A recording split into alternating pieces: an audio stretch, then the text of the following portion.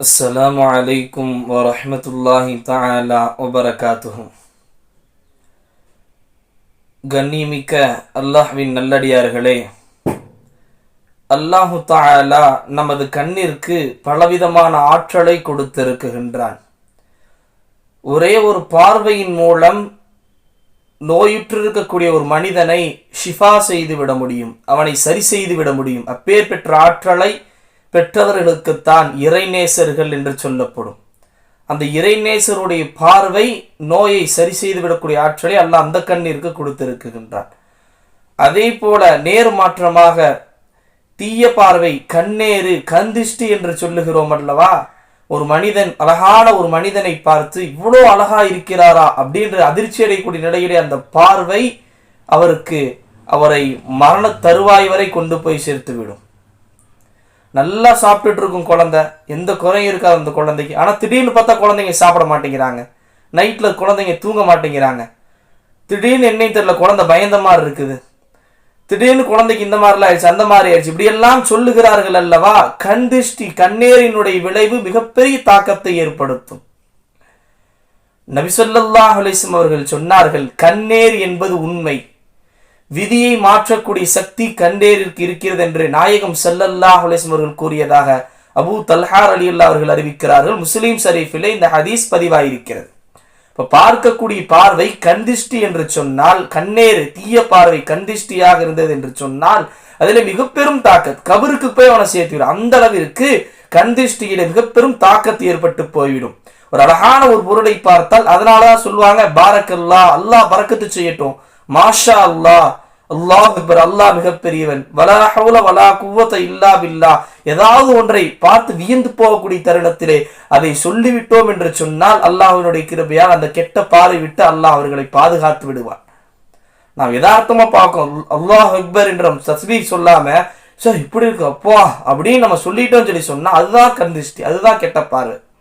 அருமையானவர், அப்படிப்பட்ட கந்திஷ்டி விட்டு நாம் தற்காத்துக் கொள்வது எப்படி, நம்மை நாம் தற்காத்துக் கொள்வது எப்படி என்பதைத்தான் இந்த வீடியோவில் இன்ஷா அல்லாஹ் இன்னைக்கு நம்ம பார்க்க போறோம்.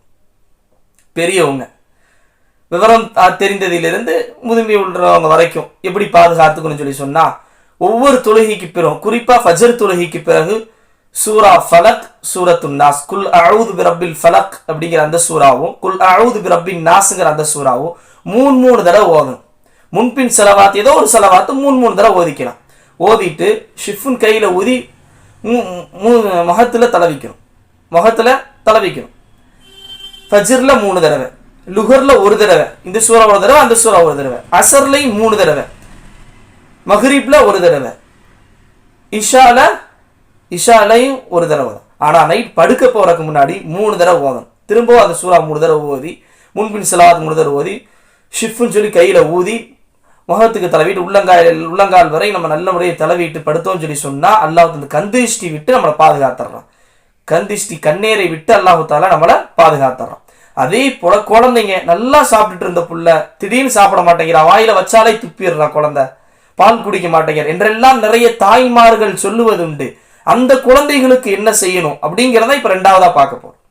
அந்த குழந்தைகளுக்கு சாப்பாட்டை குழைச்சு கொடுத்தாலும் இல்ல சர்லாக்கோ இந்த மாதிரி போன்ற வஸ்துக்களை நம்ம குழைச்சு கொடுத்தோம்னு சொல்லி சொன்னா, அந்த குழைத்த அந்த பொருள்ல நம்ம செலவாத்து 3 தடவை ஓதணும், குல்லாவது ரப்பின் ஃபலக் 1 தடவை ஓதணும், நாசூரா குல்லாவது ரப்பின் நாசூரா 1 தடவை ஓதணும். ஓதிட்டு லீலாஃபி குரைஷ் ஈலாஃபிஹிம் ரிஹ்லத ஷிதாஇ வஸ்ஸைஃப் ஃபல்யஅபுது ரப்ப ஹாதல் பைத், இந்த சூராவை அல்லதி அத்அமஹும் மின் ஜூஇ வ ஆமனஹும் மின் கஃப், ஃபுல்லாவே இந்த சூரா ஃபுல்லாவே 1 தடவை ஓதிட்டு முன்பின் செலவாத்து கண்டிப்பா அவசியம் 3 தடவை ஓதிக்கணும். ஓதிட்டு ஷிஃப்னு சொல்லி அந்த சாப்பாட்டுல அந்த குழைச்சி வச்சிருக்கிறத ஊதிட்டு குழந்தைக்கு கொடுத்தோன்னு சொல்லி சொன்னா அல்லாஹு தஆலா நாட்ட பிரகாரம் அந்த கந்திஷ்டி நீங்கி.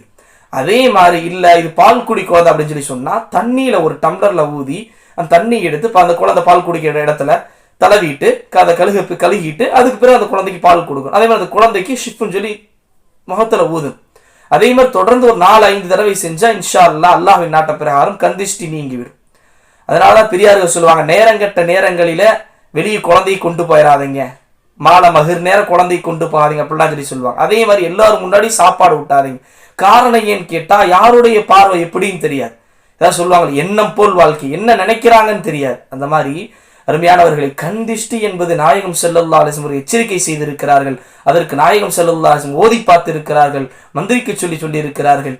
எனவே அல்லாஹு தஆலா அப்பேற்பட்ட கண்ணேரை விட்டு கந்திஷ்டி விட்டு அல்லாஹு தஆலா என்னையும் உங்களையும் நமது சந்ததிகளையும் அல்லாஹு தஆலா பாதுகாத்தருள் புரிவானாக.